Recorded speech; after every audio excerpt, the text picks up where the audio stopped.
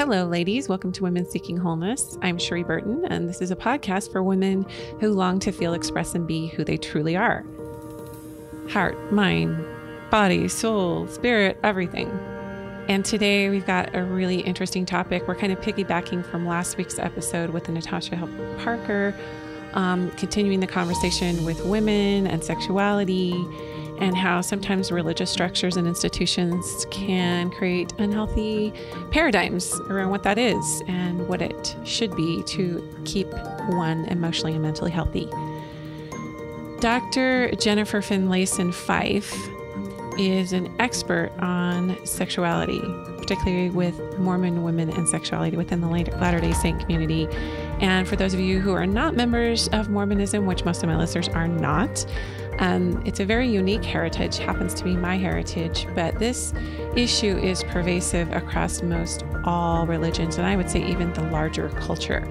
But she's an LDS relationship and sexuality coach, as well as a licensed clinical professional counselor in the Chicago area. She has a PhD in counseling psychology and actually had done her dissertation research on LDS women's sexuality and relationship to desire. So she has taught college-level human sexuality courses, but also has continued her work in doing seminars on desire with women. So some of the things we're going to talk about today lend themselves to kind of some feminist issues on the healthy side of feminism, not the angry side of feminism, but definitely on the let's get things shifted in the culture side of feminism. We have a male-led sort of religious structure across the board, across the country, across the world. And so we're going to talk a little bit about how keeping men in charge of women's sexuality and understanding women's sexuality as a whole is really not working. So we have this whole discussion on creating a more expanded vision on what strong spiritual women need to be to stay healthy emotionally and sexually within the church. I'm all about women staying worthy, feeling comfortable in their skin, being fully embodied, landing here in their earth station with confidence and feeling whole, which is the whole purpose behind this podcast to begin with. So I love these conversations. Remember to go to Women Seeking Wholeness Facebook group and asking to join there. And also share this podcast with your friends, making a huge call out for that right now, because there are women who are longing, again, to feel, express, and be who they truly are. And it's conversations like these that lift that consciousness, validate women, and give them the support that they need to feel like they can be who they actually were designed to be. Thank you, Dr. Jennifer Finlayson Fife. So many syllables. I know. Thank you for joining me today. I've been wanting to interview you for a while, and I wanted to wait until it felt like the timing was lining up with some of my other guests I'm interviewing, because I feel like this topic with women and sexuality, especially within, religious context, deserved a lot of exploration and many voices. And so I know that you're very, very passionate about, and you and I had this discussion a little, just previously, about kind of being a whistleblower to some cultural discrepancies that you see in the tribe you love, which is Mormon women, Mormonism. I love this tribe as well, and I've been a whistleblower in my own right, but not in this domain until now, because I'm just seeing it come up so much. And, women kind of not owning their sexuality and not knowing what to do with their sexuality and their feelings and their desires.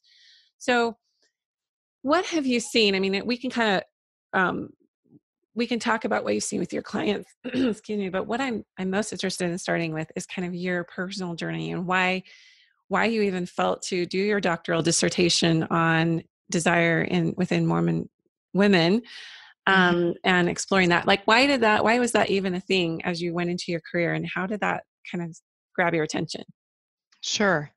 Well, I think, I, as a young person, was always a kind of thoughtful, reflective person that was always kind of studying people, even though I thought that was normal. I thought everybody was doing that, but I was in a large family, 8 children, and I was just kind of an observer of human behavior. And so I think I was in the increasingly self-aware of the position that I knew I was loved and valued as a female in the church.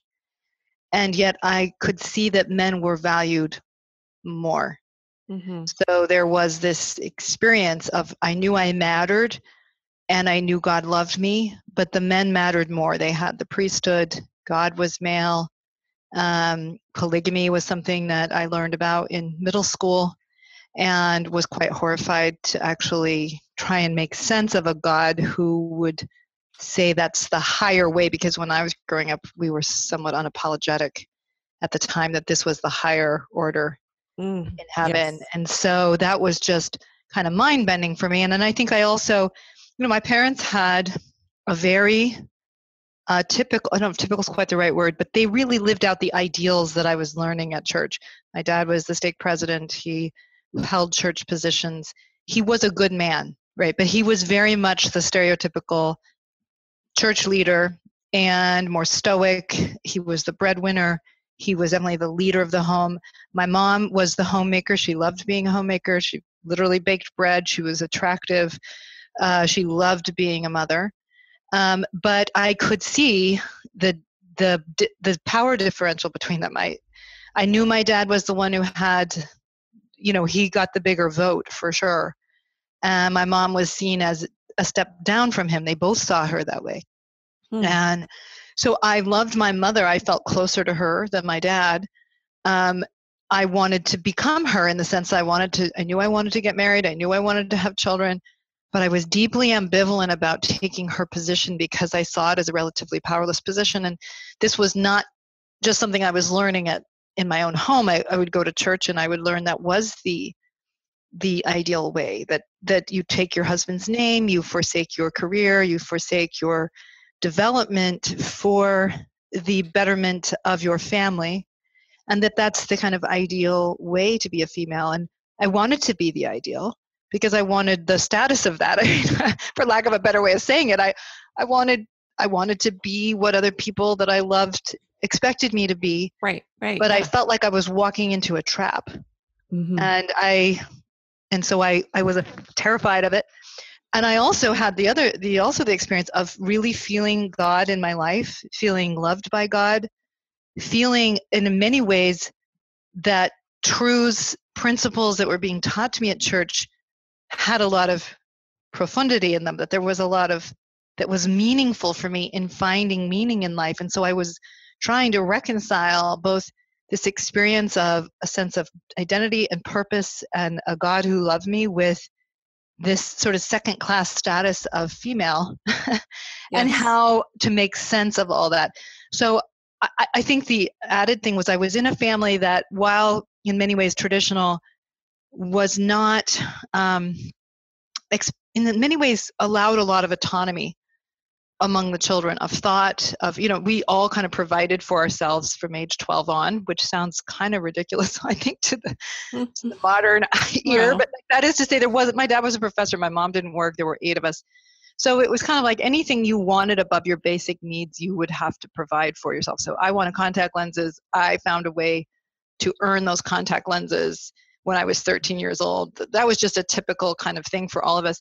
But there was also a lot of autonomy of thought. And I'm really grateful for that now, looking back, because I was a questioner and I didn't feel that having questions was going to threaten my sense of belonging within my own family. And that's huge right there, because not all family systems within higher demand religions like Mormonism encourage honest inquiry. That's right. Because some are actually quite dogmatic and super orthodox, and so there isn't space to even question because you would be labeled. As I'm listening to you talk about how your family dynamics were, I'm like, are you sure we weren't raised in the same house? Like, right. My dad is a convert to the church, but he, because he had the priesthood, there was a status there in the home that was different than my mother's, who was a stay-at-home mom. And my mother was a free thinker, and she was also very, very loved being a mother as well. I mean, 7 kids, and also beautiful and baked bread and all the things you're saying. And but that power differential you speak to, the reason it happens that way in the home, and the reason a developing female would even perceive that power differential, because it's not just in the home, it's being played out in our church, and women Yes, having less visibility, having less of a voice, that's right. not being part of the final decision, if you will. The buck Yep, stops at the male. He's the one who that's has the final say. So that's right. I And am we just were like less you. I apologetic. Yes, exactly. very, Maybe very that's why you're doing self-aware, what you're doing. Yes, that's very why we're self-aware as both. well, just watching it play out, going, why is it like this? And why are women second? And actually being a second born was quite more pronounced for me, because this born on the Mm, second child, all of these things that a second has shown up for me in my life, the number two. mhm. And Yes, even going into the mission field and seeing the power differential between the male missionaries and the female missionaries, myself being a female yeah, missionary, going, oh, I really don't have a lot of leadership capacity here. I don't have the same status in terms of yes, input and yes. um, how things are managed. And so, anyway, it's interesting you bring all that up. Polygamy literally put me into trauma as a 9-year-old. Yeah, I yeah. I had, think I would say that's true for me too, actually. I honestly It didn't start just, unpacking it till I was almost 50 years old. I'm 51 now, but I was probably in my late 40s before I really, really started to unpack that trauma that had developed, almost 40 years prior. So, um, yeah, keep going. I'm fascinated because yeah. there's a lot of Well, and I parallels. think what's really kind of interesting is I think you and I are similar age. I think that there was less apology for the idea that the husband was the leader for polygamy. Kind of like, if you can't get your head around that, that must mean there's something spiritually off in you. Right. So that was at least what some of my Sunday school teachers were saying, and more or less. And so we're more like, well, the man presides. We're more ambiguous, and which can make it maybe harder for some people to kind of make sense of the messages they're getting. But it was so, unabashedly that men are above women and that it needs to be that way, that, it really was, how do I make sense of a loving God who sees women as less than? Um, Yes. and so, And even deeper, where is the mother figure alongside him, the spiritual yes, partner that we have no developed theology on? that's right. That's right. And maybe even feeling guilty that I wanted to know her, that I believed in her and wanted to feel her, and felt like that made me somehow bad that I was seeking her. So I think that in this family where I felt some freedom of thought and freedom of inquiry, without it jeopardizing my sense of self, I think I just allowed me to really think about, how do I make sense of this? And, especially because I grew up in Vermont where there were very few members of the church. Our family was the church, meaning, like, we had all kind, like, firesides. Primary used to come and meet in our basement when I was little. So it was so much my experience of my extended family. So my investment in my people is very deep because they were my community in a way that maybe would not have been the same had I grown up in Utah.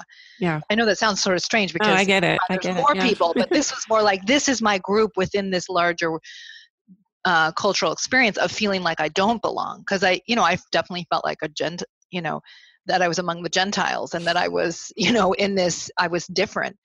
So I remember once when my mom traveled back to Idaho to see her mother, and my dad was at work and I got the flu, and my mom's visiting teacher just happened to call, but I was home alone. I was maybe in 6th or 7th grade. And so she found out that I was there alone, that I was really ill. And so she just came and took me and took care of me. And, till my mom got back, or my dad was back from work, I can't remember what the situation was, but, that kind of sense of belonging and care is Mm, really powerful. And so I was in this place of, I love this community. I love so many principles and ideas that have been taught in the gospel. I know they're true. I know that they're meaningful in my life. I feel God's presence, and yet I can't get this other piece worked out. And I just felt, I would bring that into my relationship with God, and I felt permission to question it. mm. And How that powerful is was that? helpful. Liberating. Yeah, exactly. So, and it just led me into, there was at one point I thought I was going to study design because I really loved architecture and all that. But then I just finally had the courage to, because it wasn't in my mind that I could get a PhD and be legitimate, that I would be even smart enough to do it. So I kind of put that dream aside because I was afraid of it. But after a couple of years, I was like, no, this is really what I want. So I changed my degree from design to psychology and women's studies. And then one thing after, I knew I wanted to study marriage. I knew I wanted to help people have better relationships. And that just led me into sexuality and then my dissertation research and what I'm doing now. That's fascinating. You and I have a very, very similar path. Although I didn't go all the way with getting my PhD, I certainly dove into psychology and understanding family, and with a very strong emphasis in women's studies, not academically pursuing it, although I did minor in sociology and had somewhat of an emphasis in women's studies, but I've really kind of bootstrapped my knowledge base of women's studies because, just talking from more of like a spiritual kind of sacred contract context, I knew that I had to work with this. I had to work to do within awakening other females to be empowered, although I didn't have the conscious awareness of that when I was starting on my academic path, but now I'm really clear on it. And that's why I started this podcast to begin with. That's why I teach and do what I do, because I just know that there are so many women who are silently, like we were feeling as young girls, right? Like, well, what's wrong with me? Why can't I, what's missing in me that I'm not getting? It looks like everybody else is getting. And further, for me, it was like, why isn't everyone else completely bugged by polygamy? Why am I the only one that seems to be the squeaky wheel here? Right. And so I dared a question. And so I would just fill journals with all these questions that just didn't add up. So you got to this point in your path where you've niched into this. Why did you do your doctorate? Explain to us what your doctoral dissertation was and why you felt drawn to do that. Well, I was trying to come up with a dissertation topic, and I actually was looking at the topic possibly of forgiveness and understanding what, it was just an idea. I was also trying to kind of understand, what does it mean to forgive and all that. But then I was asked to teach a human sexuality course to undergraduates at Boston College, where I was getting my PhD. And these were a lot of Catholic students, and I could see in their essays the struggle, especially among the females, around identity, sexuality. I mean, there's much more of this sort of Madonna whore ethic in Catholic culture. And so I could see the double standard between the male writing and the female writing.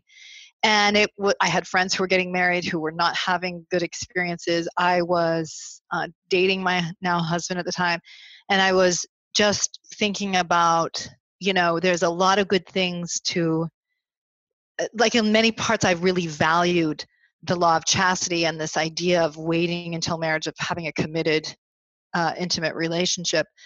But I could see among my friends, and I was self-aware enough within myself that there were mixed messages around how legitimate this was, and could a woman have desire, and so on. So I was really interested in what LDS women's experiences were around this, and how were women doing both premaritally and within marriage around sexuality, because there was basically nothing out there in terms of research. And so I looked specifically at the radical feminist critique. Radical feminism is for root. So radical feminism is the idea that at the root of women's oppression is dominant men, basically male-led organizations, societies, religions, that are constructing women in reference to their own wants, to their own dominance. And so women are being given messages about their identity, about their sexuality, that serve the egos or the narcissism of the men. That's the basic radical feminist idea.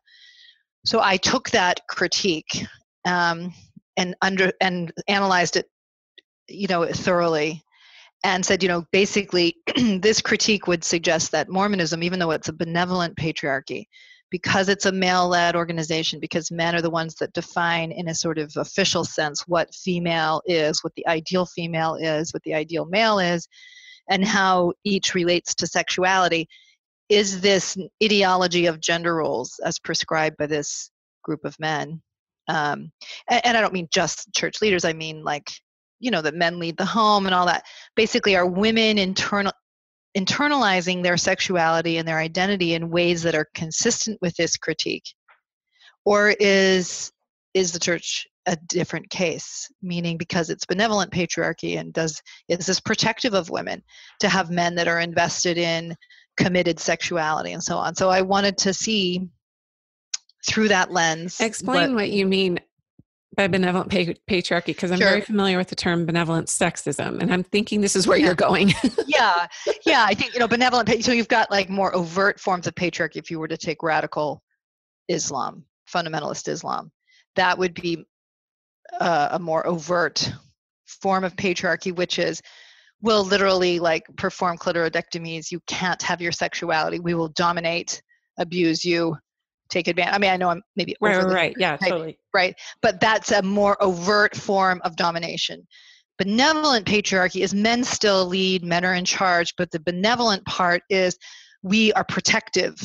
We take care of you because you are weaker, because you are in a step down position, but we will function in a way that protects you and keeps you safe.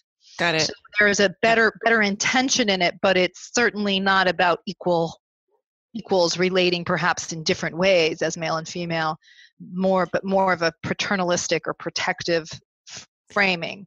So, it's not the overt, we're better than you, but it's the more protective idea that you may not have as much access to God's will as we do, and as much ability to know what's right and wrong as we do, and therefore we will give you that input and that insight so you live a good life, but we are the ones that are in charge. Yes. And what that does to the developing psyche of a young woman. Mm-hmm. And it's so subtle, and it's obviously a subconscious kind of programming we get. It's not like we're all talking to each other as young women going, there's really a benevolent sexism thing happening here. Yeah, right. No.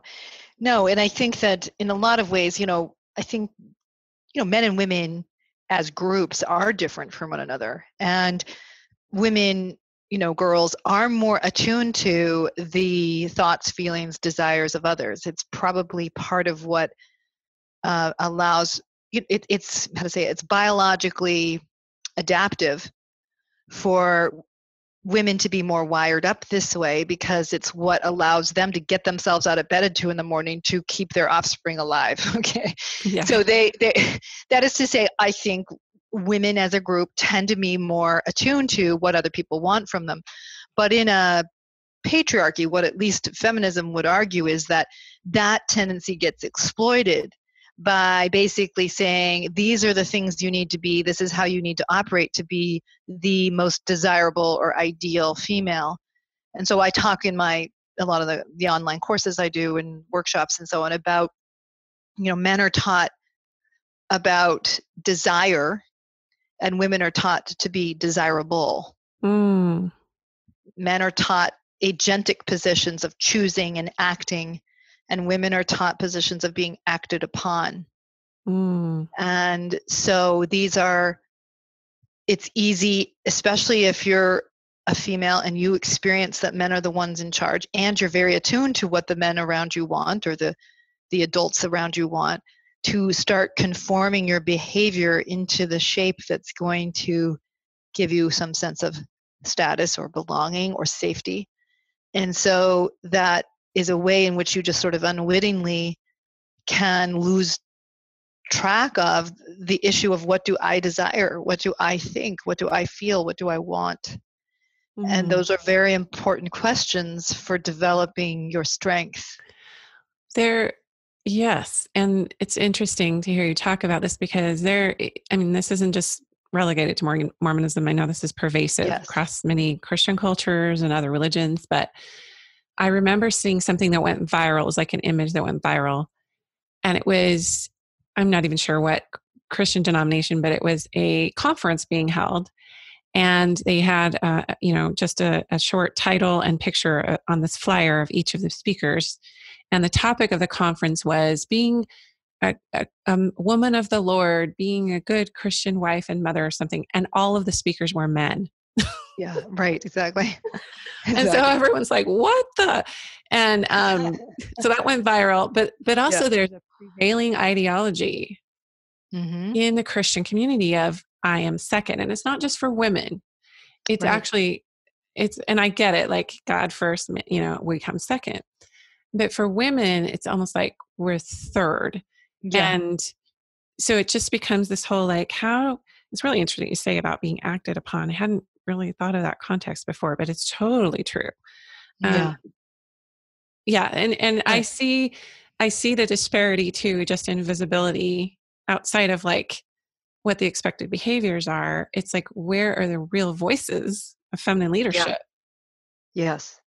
Exactly. So there's not a lot of women say to me, I don't even know how to envision what a strong woman is, because everything in my mind is you're either good because you defer and you do what you're asked, or you are mean and dominant and cruel. So it's sort of like you're Yeah. either this really unfeminine, unacceptable version, which is dominant and mean, or you're passive and so it's like there's just very little role modeling of what it is to be both female, feminine, and strong. Mhm. How you can be true to yourself and be strong as well. And, I think this idea when you're given the idea, if you feel like men are in charge and being chosen, being wanted is your way into safety, well, then you're very tied into what is the ideal female in the mind of the man. And Mhm. she's deferential and she's beautiful and she's not too sexual for him, but not sexual for anybody else. And, it's about how do I, when you watch Jane Austen films and so on, in a society in which women couldn't own land, couldn't have property, of course they're tuned into being chosen. It's their only way to be safe. Yeah.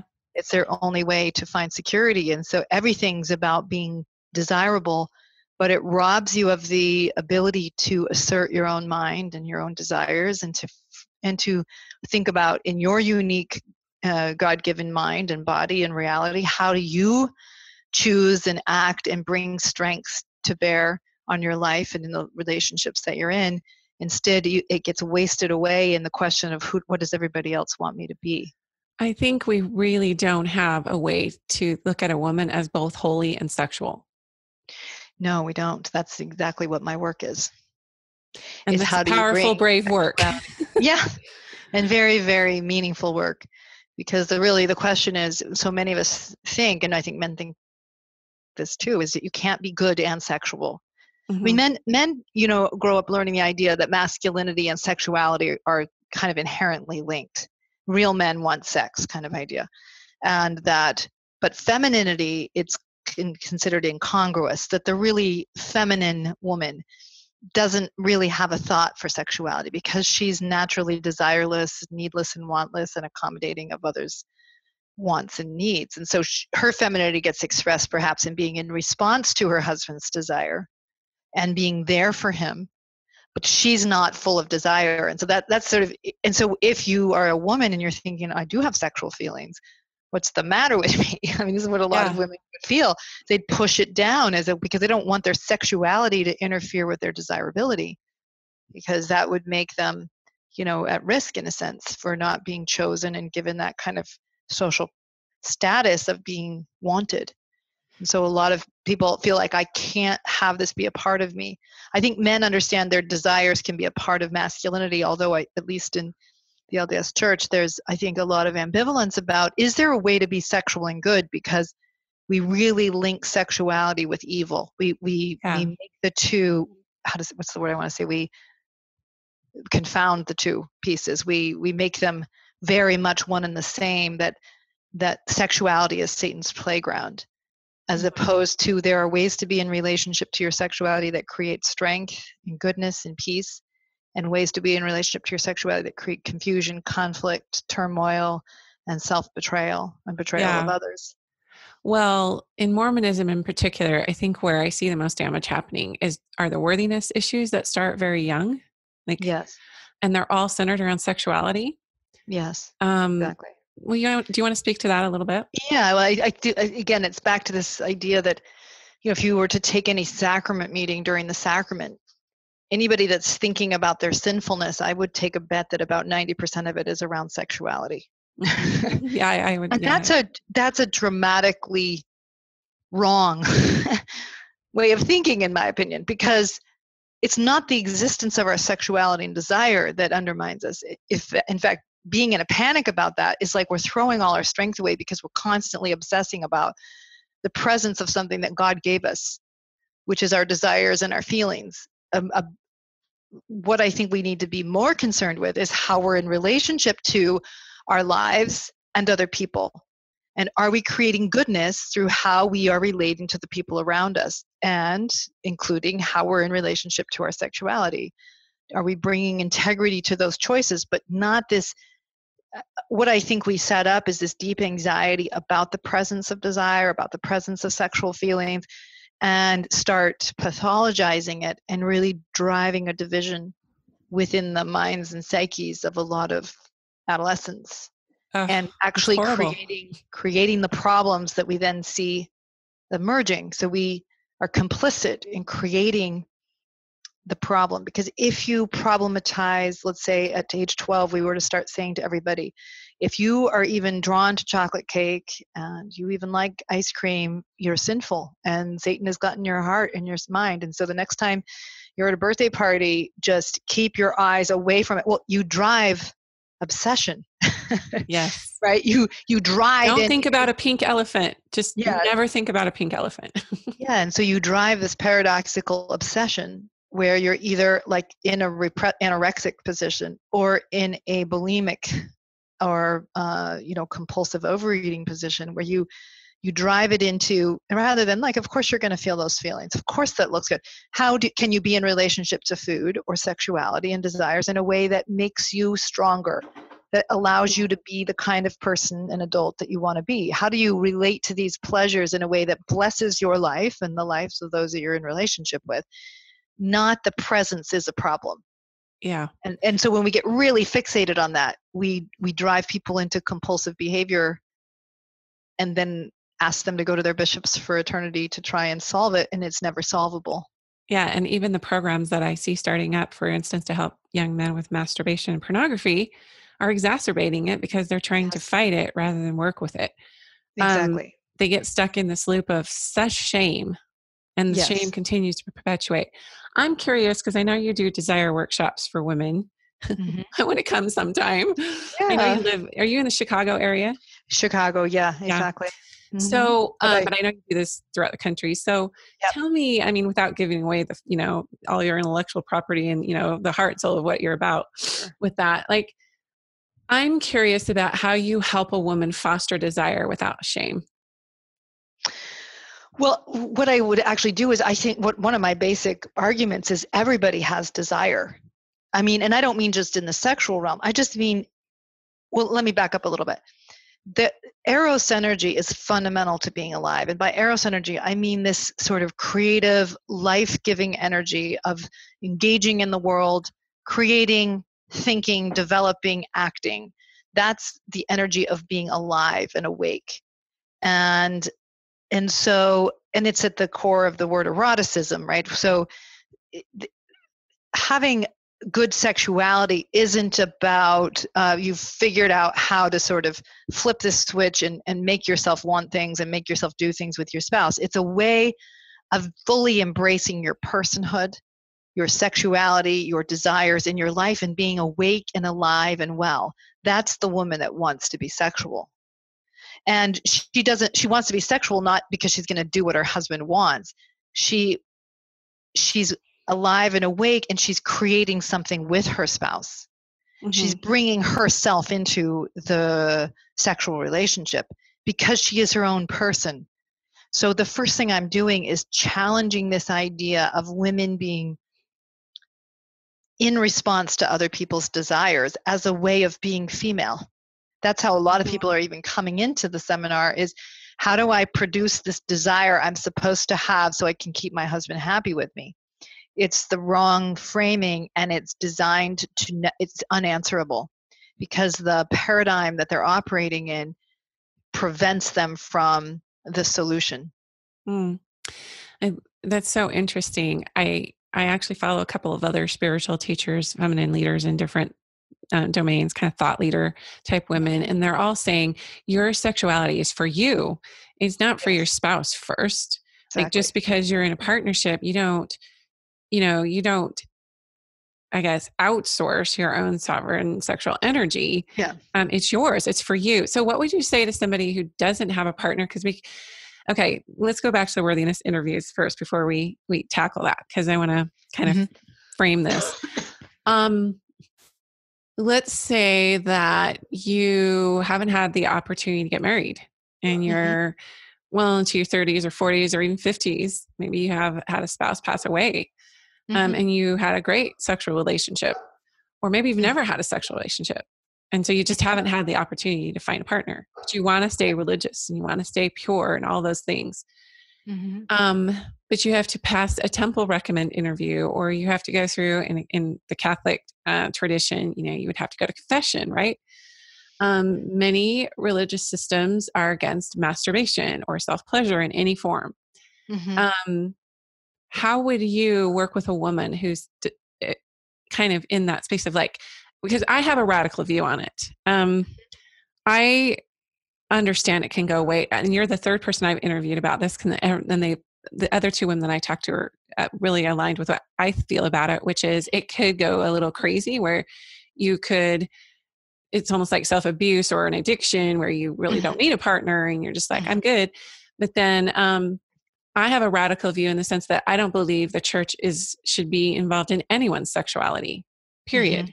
None. I think the church itself is not only are we constantly obsessing about our desires and wants, it's because the church is. And so like you said, they're complicit in the whole problem. They're feeling the fire of it. So I think in a reverse psychological stance, it would be, hey, what if we totally backed off? I think we'd see a lot less addiction. I think we'd see a lot less of these problems and the shame cycle that comes alongside it. So I think if the church is going to be involved, it's doing what it's supposed to do, which is offering a vision of what it is to relate to your sexuality in a way that creates strength in you and in others, just as you would relate to your desires as a way. When I think of putting God first, it's putting the good first. What is good? That's what God represents. And God is this relational being that helps us have the courage to reach towards what is good. So it's not about micromanaging behaviors. And I think that when we get down and we're micromanaging behaviors, we lose track. We're missing the mark. We lose track of what is the vision or the goal that you then are walking towards, and your behaviors fall in place when you hold the goal. When you obsess about some particular, you become unable to grow strength because you get caught up in this obsessive perfectionism. So that's what I think. If we're going to give the church a role, it's giving a vision, if it's developed enough to offer it, a vision about what it is to relate to our embodiment and our humanity, to create goodness. I mean, this is very much in LDS theology, but we lose sight of it because until we have women in equal authority and visibility and part of the input as to policy and all of those things, that will never happen. Well, it may not, because I think that it might be about women articulating that idea, although what I would say is it's a function of us growing into more mature relationship. Meaning the ideal of creating Zion is about all of us developing more. And you can't really have a system in which one gender is valued over the other and never have Zion. You can't have that. You can't have unequal relationships and create peace. Right. When people are operating in one up, one down relationships in marriages, that's the first thing I address, because you can't create an intimate sexual relationship in a system of over and under functioning. So the church, I see as an organism that's growing and evolving, or it has the potential to. Right. And the people are all part of that organism. And a lot of times we kind of hold back and wait for somebody else to get the revelation rather than seeing ourselves as having a responsibility to the well-being of the organism and doing our part and speaking with integrity within it. I So could I not think agree that, more. That's the yeah, wave of the future. And in any institution, that's right. it's the organic voice that, a series of people who awaken to the distortion and start to speak it out instead of just are like, I'm out of here. I'm not going to talk Yes. about it. So I what think would that's you, our, yeah, well, I think that's just part of our spiritual, how to say, I think that in our LDS theology, those elements are there. They just get backgrounded often by the idea of obedience and a kind of rigid system, as opposed to, we do embrace embodiment as fundamental to coming into godliness. That is to say, sexuality is fundamental to our spiritual development. That the individual has a relationship to the divine, and is able to know and speak with integrity and foster the growth and development of the group. When we move into that passive, obedient, focused position, it's spiritually weak, and we're complicit in our weakness and call it good. mm, so we're feeding that sexism, not unknowingly. So what would you Yes. say to the woman in the scenario that I gave about not knowing what to do with her sexuality because she hasn't been blessed with a partner? Well, I would say that she's in some ways in the same dilemma that any person might be in, that has something that they want but they don't have it, meaning, and so meaning she may want the intimacy of a partnership but doesn't have that option in front of her. That I would say the most important thing, in my opinion, is not the question of whether or not she should be allowed to masturbate. That's not the way I would think about the question. The question is she in a position where she is engaging her integrity in her life around what she believes will create goodness, and not being in this kind of complicit dependency as she strives to create what is good in her life in the face of the choices she has. She Mm-hmm. doesn't have the choices she wants. She has more limited choices. But what for her is to create goodness and strength in the face of that? And I can't say that I know what that would be for any given individual, but I think it's a very important question for her to be asking. Just as I would talk about somebody who's in a marriage, in a maybe a sexless marriage, or in a marriage where their partner won't deal with their limitations. Life's about hard choices sometimes. My goal is not to be directive so much around how people handle those hard choices, but to help people move out of a dependent position, Mm, looking for someone to tell them what that is for them, and looking for them to bring their integrity and their courage to hard choices. beautiful. Yes, because another thing I've become very passionate about is claiming your own inner authority for your own life domain. Yes. And Yes. women in particular are rising up to that awakening, I feel like, and wanting to know how this fits into a religious structure and what that means for them. If they Yes. haven't been granted institutional authority or even, quote unquote, divine authority in an official capacity, Hmm. how can they still align with that in their own life and in their own body? And you used the word embodiment. That should be the goal of every institution, especially religious institutions, is Hmm. to not shame the body or reject it or Right. see it as evil or the vehicle to Right. temptation. But Right. how do we foster love and respect and honor for this body in a non-shaming way? Right. Exactly. And it's finding that, because what I think a lot of us do is, one of the things I do talk about sometimes is that, feminism has done a good job of articulating the way that women have been pressured into a one down position, the way that we have been pressured into dependency, which is all true. But I think sometimes the piece that's under articulated is the temptation that's in dependency, for not just for members of the church and not just for women, for humanity. We're often looking for somebody to basically hook our cart to and not have to handle the anxiety of making choices in a complex world.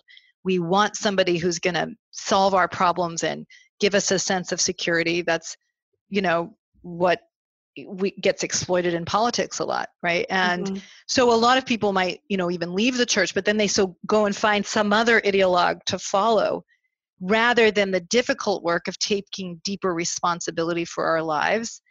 And I think that's more where spiritual development happens, is in taking deep responsibility for your choices amidst challenging options. That's where I think spiritual development happens, is in that agency, that self-assertion in the face of complexity. And, we really think often in the frame of what's the right answer, like there is a right answer, as opposed to it's a morally complex world, and what is my best guess at what will create the best reality, not knowing all the implications. That's how people grow and get wiser and stronger. And yeah.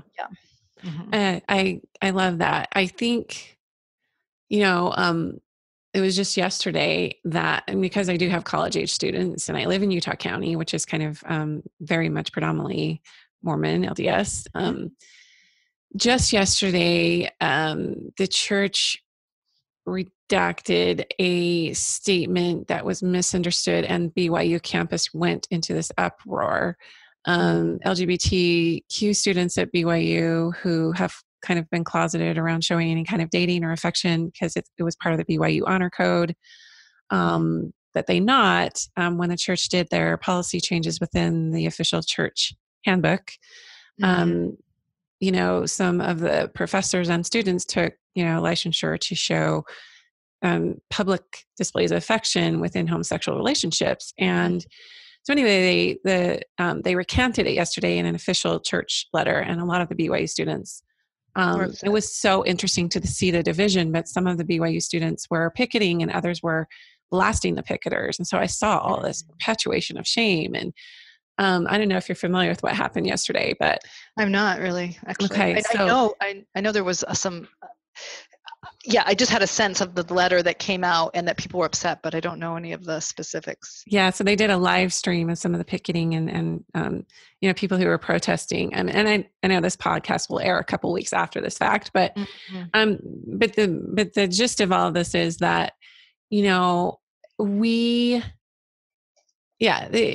especially as it relates to sexual orientation, because we could just say that we're talking here to this point about like monogamous, heterosexual, committed, marital, all that.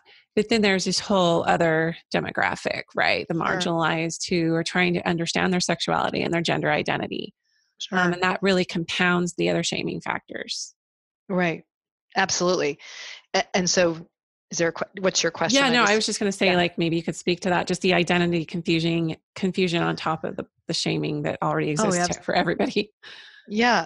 Well, I mean, the really challenging thing, especially if you're gay or lesbian or bisexual, is that you're often in a church community that you love, that has taught you about God and goodness, and then this deep sense that who I am is wrong or defective in some way or shameful, that it can't be expressed and it can't be shown. And it's incredibly destructive to the self-awareness and identity of any individual that's growing up in that division, if that's the right word, in that contradiction.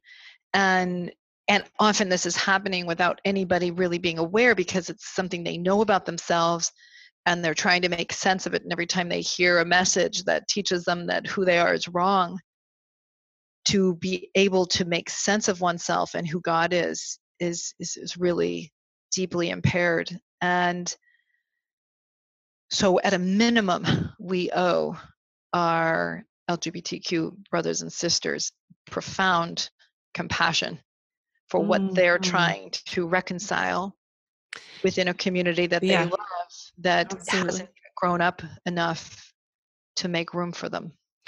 I think the sentence that has caused some of the uproar, confusion, or even maybe I would say trauma to LGBT students, and those even in the larger outside of BYU that read this was that the reason they had come back and said, oh, no, never mind, you're not going to be disciplined for being LGBTQ. You're not going to be kicked out of BYU. But, and for those who are listening who don't understand Mormon culture, BYU is Brigham Young University, which is a church-owned private institution. It's an amazing school. It's very highly respected academic institution. But the phrase in the official letter from the church into that came through the president of BYU and then got filtered to everyone else was that because there is no eternal marriage for homosexual people, that is why you cannot date and show open affection at BYU. That was the doctrinal basis for why it was taken back. And it actually got before this, a lot of the BYU students are like, oh my gosh, like we're free. We can hold hands, or, we can say we're dating or whatever. Yes. They opened that up and then they closed it. And then all the students got re-traumatized, and even advocates for those who are friends of the LGBT students got traumatized, and there was no apology. So when we say we're behind the times, and we say it's not necessarily because these are not faith-promoting individuals who actually want to be at a church-led institution, who have a degree of wanting to have connection to God and are looking to the larger church to offer that support. That's very traumatizing. So anyway, I was just saying that's kind of up right now. It's kind of a thing that's causing a stir. Yes, it's hard. And no, growth is hard. And it's painful because we have a pretty heterosexual theology, right? And so it's a hard process, I'm sure, for church leadership to figure out how do we resolve this. And when we have a real responsibility, I think Christ has taught us that we have a real responsibility to each other, and particularly to the vulnerable. And so I believe that at the core of our theology is the ideal of love, and that if we bring love to bear, we will figure this out. We'll figure out how we hold on to the best in our theology and hold on to our brothers and sisters that are different than we are. Okay, so that is to say, this process of growing into a more divine community, a stronger community, has to be driven by love and how you look out for those that are more vulnerable. And I feel like that naturally comes to women and mothers. I mean, not to say that men don't have that capacity, but it flows from women. And so putting women into positions where they have more of a say in inclusivity will expand this divine community, rather than what's happening right now with a lot of people becoming disillusioned. Yeah, or like as Joseph Smith said, in contradiction, truth is made manifest. And so to know what's true, you have to bring lots of different voices to the table to struggle with, meaning women have particular perspectives that are meaningful, and men have particular perspectives that are meaningful. And it's in that struggle that you find what is most true and most wise. And so so I agree with you. We're trying to develop, but limiting the voices that can be a part of that meaningful endeavor. Absolutely. Well, this has been really enlightening. It's been really great to bounce these ideas back and forth. And I think that you're offering a brave work, and I honor you for it. I think you're going to be inspiring, especially this next up and coming generation who are seeing the distortions and the dysfunctions within the culture, and who have a desire to be fully embodied and to express themselves in healthy sexual ways and still stay on the path of holiness. So yes, thank you so much for your time today. Thank you. My pleasure. I thought it was so interesting that Dr. Finlayson Fife talked about how men are trained to and taught about desire, and women about being desirable, and then men being trained to act and women to be acted upon. Whoa. So we do need to develop the vision about strength with women. This whole thing about having to create safety to be a good woman, those conversations need to up level. And the whole idea even of worthiness. Those of you who listen to my podcast regularly, you know that I'm a huge proponent of everyone already being worthy. Yes, I know that people make choices that affect other people's well-being. They should be held accountable. But by and large, a person with a good heart who's trying hard should be counted worthy. And yeah, I just think we don't need to really obsess so much and micromanage and get into people's bedrooms, whether it's an institution of higher learning or institution of religion. Like, that's so personal and sacred to each couple and each person. Anyway, tune in because we're going to continue to have some really bold conversations around empowerment and self-sovereignty, accessing and resourcing one's own personal power, and maintaining that integrity with the sovereignty. Hope you have a beautiful week, and we will talk to you next time on Women Seeking Wholeness.